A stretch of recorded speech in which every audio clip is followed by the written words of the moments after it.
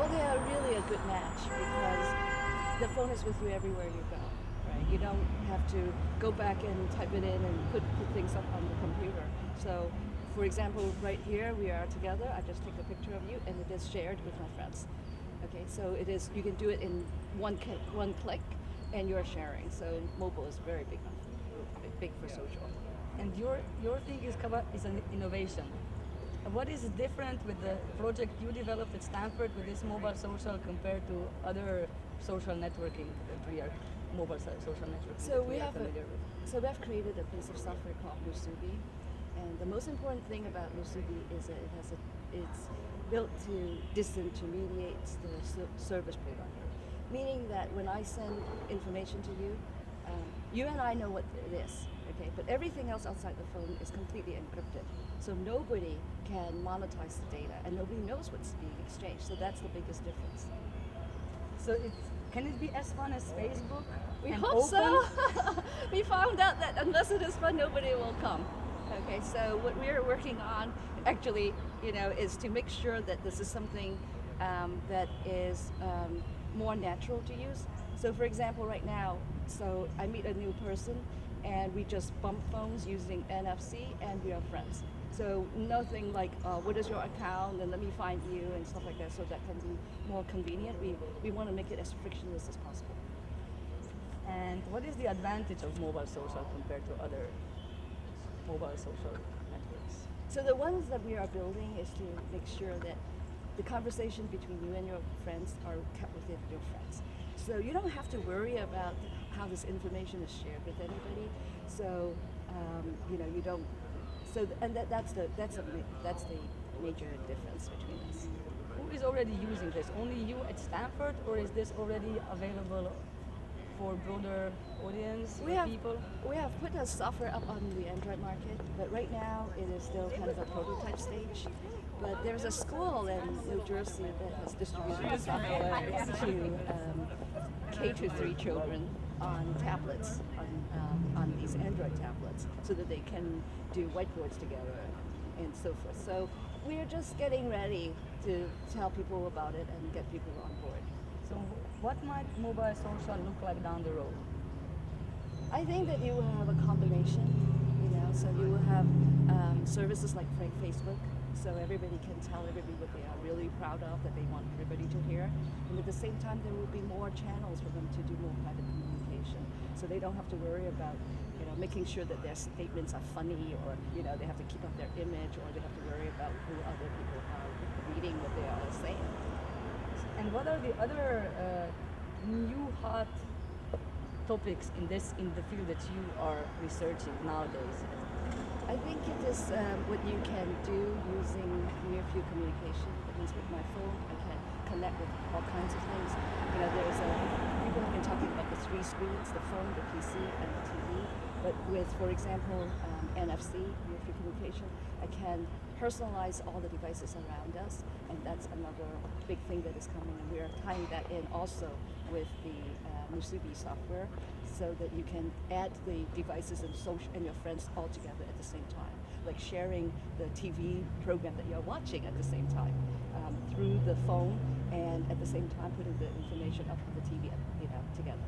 Wow, thank you. All right. So our research is motivated by what we call a 750 million person privacy problem. You know what we're talking about? Okay. So let me first ask the question: how many people here are on Facebook? All right. So how many people are not on Facebook? Maybe that's a much better question. And wish that they would if they have better privacy. All right. So that's the problem that we're talking about.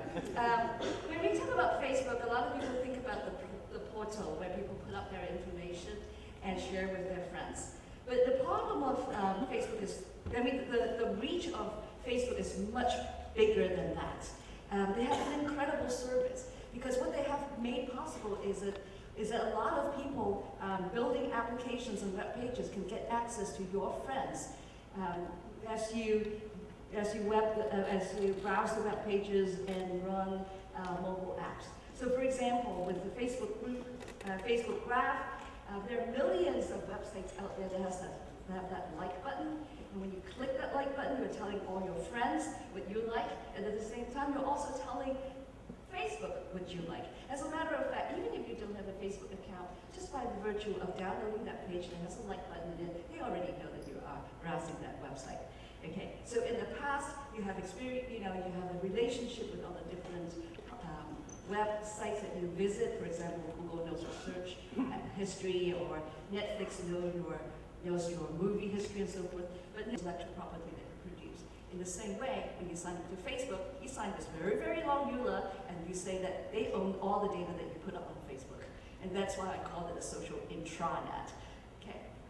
So, there are lots of issues. I mean, a lot of schools have reported problems like cyberstalking, cyberbullying. They try to teach their kids about it. But one of the biggest problems here is that the notion of loss of privacy. Facebook keeps changing the rules about privacy. What used to be private is no longer, and people kind of get more and more used to being, sharing everything with everybody. On top of that, what is worrisome is the issue that they might become the single source of this global social graph. Okay, they are now at 800 million. How many more doubling can they have before they take over the world? Okay, so there is an issue whether they will become the monopoly that owns everybody's personal data.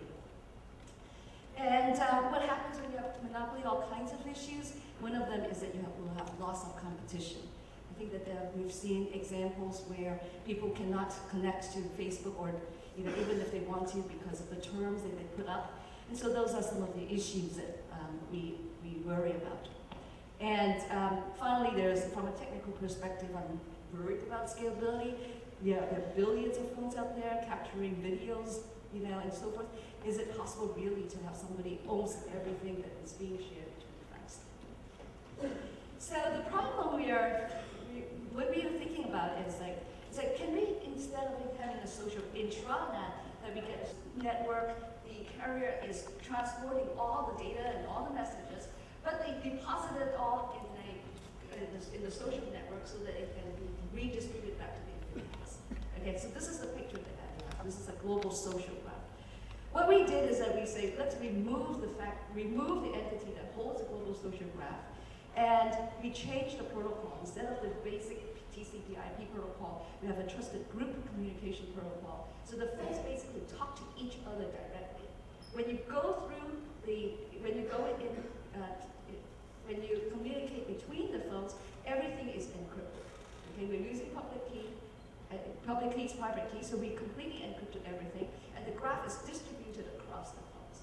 It really makes sense, right? I mean, I have your phone, you have your phone, and we already pay for the data service. Why are we putting the data up somewhere so that people can monetize it? So platform. So when you want to run a simple game like Scrabble, what happens is that there's a gigantic Scrabble. Okay, I just want to exchange messages with you. I want to make it very easy for people to write these client-based code, allow the people to interact with each other. The hard part is the communication. We provide an interface that we call POSI, the PDP, Open Social Interactions API, so people can write little piece of software. My student can spend 2 weeks, write some open source software, distribute it out there, and now you have a Scrabble game. Everything is running on the phones with the support of the communication protocol. So you don't need to stand up a huge server, and you don't need to have somebody look up your friend's information just so that you can play Scrabble with them. Okay, so that's the basic idea. So I think the most important thing is to show you whether we actually made it easy to use. Okay? That's good. So because I think that's the biggest challenge here is that whether it is actually useful. So this is a screenshot of my phone. This is an Android phone. So here is my software. The software is called Musubi, stands for Mobile, Social, and Ubiquitous, which is also a Japanese rice ball, by the way. Okay. So here is my my app, and what I'm showing you here on the top is this is my latest feeds. This is all the information that people have been sending to me recently. So these are my groups. Okay. So So for example, Movie Social is my research group, and we've been sharing information with each other for months.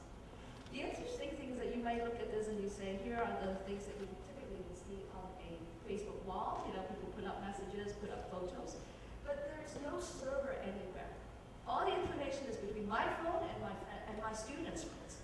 I can do whatever. I mean, I don't have to worry about whether I make a clever statement and whether my statements are clever, whether I want to put it on the wall for everybody to see. It's just between me and my friends. So that's the basic idea.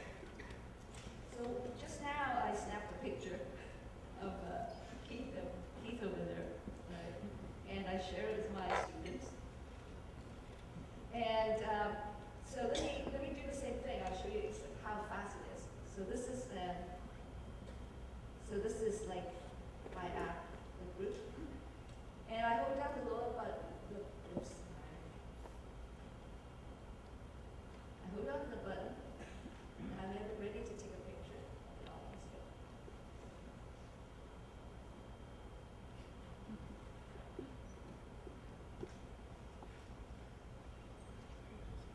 And I share it with my friends immediately. So suppose, let's take the people here in this group.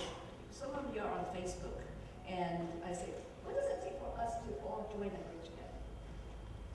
Okay, think for a minute. How long does it take for us to join together as a group? I can show you what we can do on our system. So for example, I can create a new group.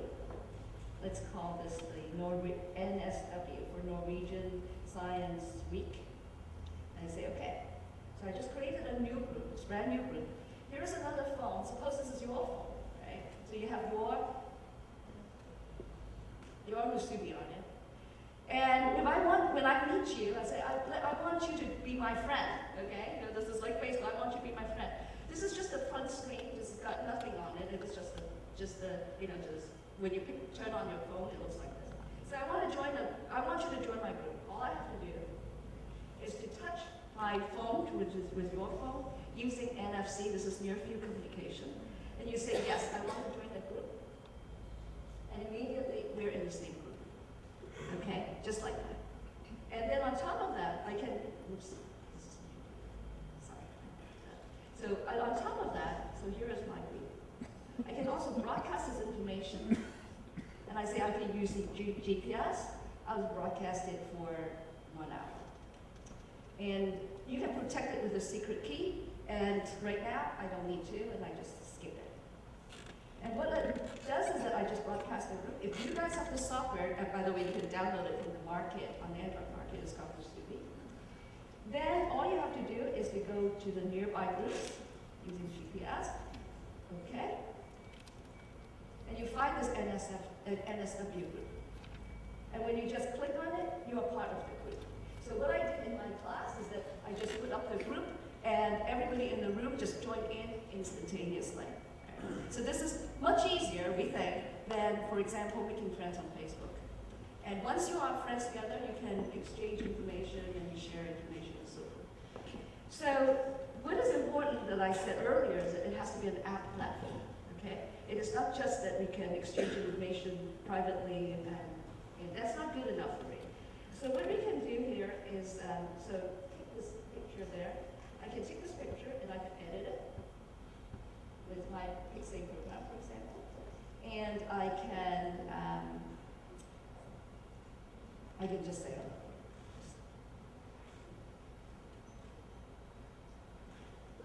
so now I've just changed the picture, and I just shared it with all my friends. It is really that easy, okay? So this is taking advantage of the mobile devices. And so, for example, my student, after I put up this picture, my student took this picture and gave Keith a hat. Okay. So kids can have a lot of fun with it. So this little program here is called Pixay. We can write that. Okay? It was just connected. We take a program that was written for a single user, and we turned it into a social program without them making any changes because of the way we use Android and Tansy. Okay? So the whole point here is that everything that we were talking about that you can run on the phone is automatically shared, and you don't even know that all this time when you're interacting with on this phone, you're actually exchanging keys, you are taking all the messages, encrypting it, and there's nobody else listening in on this in the system. So that's the basic idea. So so this is the basic architecture of what we have created. Is like at the very bottom is the important thing, which is the trusted group communication protocol. This is something that we want the carriers to build. Okay, the minute they support that at the communication level, then we eliminate the need for somebody to store everybody's data just so that they can communicate with each other.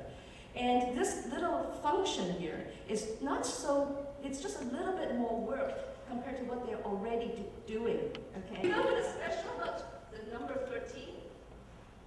You're not allowed to get on Facebook unless you're 13 years old because of the Children's Online Privacy Act. The system we have automatically satisfies the Children's Online Privacy Act because I don't have that data, ever. So we went to them and showed it to them, and they kept it. They just loved it. They said, this is awesome. Primarily because of the Pixie program, by the way, so they can put hats on their friends and so forth. And they loved it so much that their parents got upset because they couldn't go to sleep. Okay? So I figured this is the first time in my research that we actually built something that upset the parents in a good way. So we think we may have something there. And so let me conclude here. And this is a